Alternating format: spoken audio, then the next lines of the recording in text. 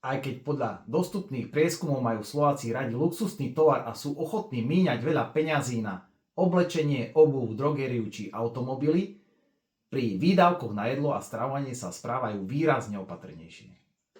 Viac ako 80% oslovených gastropodnikateľov uviedlo, že v posledných rokoch zaznamenali zásadnú zmenu správania zákazníkov, pokles návštevnosti a zároveň pokles kúpyschopnosti. Tento vývoj je ovplyvnený viacerými objektívnymi faktormi.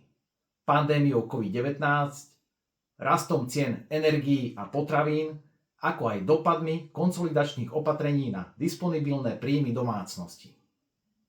Aké opatrenia na túto situáciu prijímajú gastro- a potravinársky podnikatelia a čo odporúčajú do budúcnosti, sa dozviete v pripravovanom e-booku. V ďalšom videu sa pozrieme na reálne problémy súvisiace s konkurenciou, byrokraciou a podnikateľským prostredím v slovenskom gastrobiznise.